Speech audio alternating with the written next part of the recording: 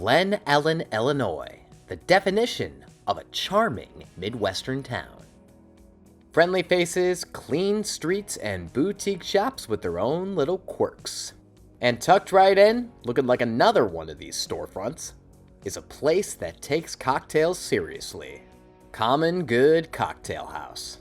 Common Good has earned a stellar reputation across the Chicago suburbs, pushing the boundaries of what a cocktail can be, whether it's weird, familiar, or something in between.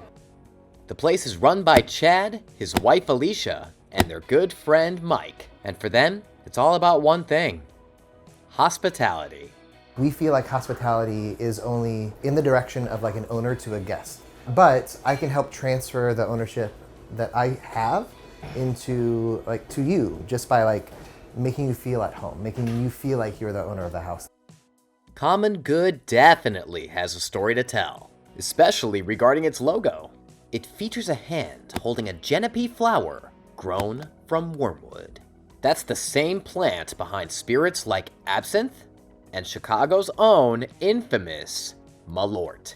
Now, if you've never had it, Malort is a bitter herbal liqueur known for its, let's call it, unforgettable taste.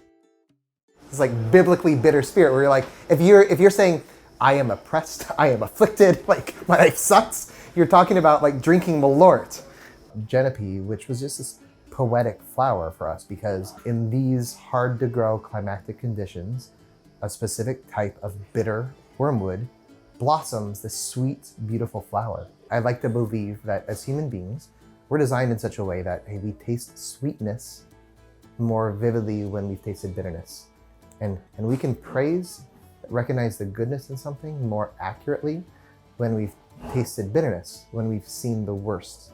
Now that is a pretty cool story for a beautiful logo.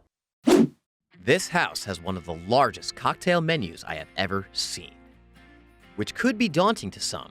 However, Common Good's assistant bar manager, Morgan, has a very calculated approach to any guest that walks through their door.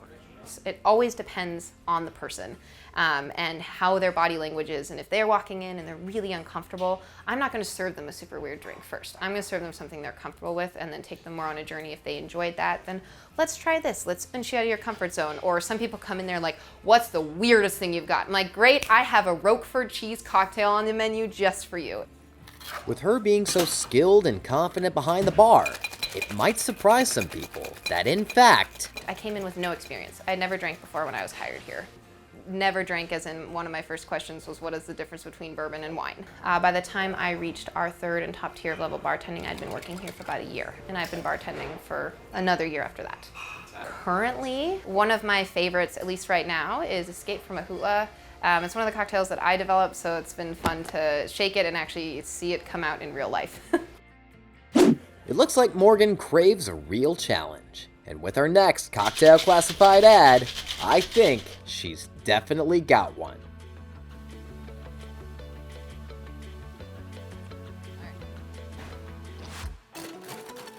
So if I'm a crazy uncle and I don't want to look like an alcoholic, I'm going to want something that's not in a manly glass, so I chose to chill a Nick and Nora to make sure it looks like I'm not drinking too much.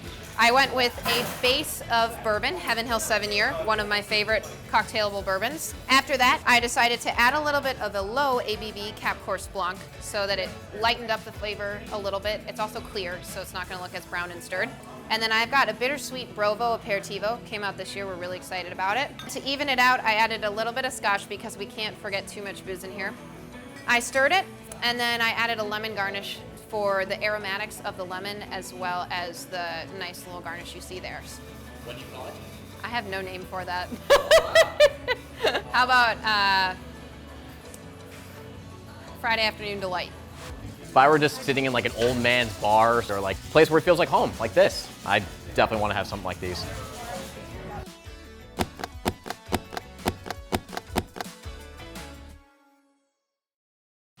If you're looking to find the sweetness in life's bitterness, or just your new favorite drink, come by Common Good Cocktail House to find a home away from home.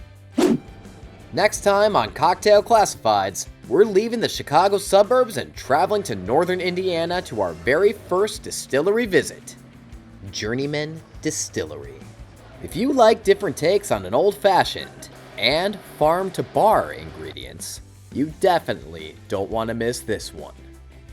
When you're searching for that perfect drink with substance and a little sass, you'll find it in the Cocktail Classifieds.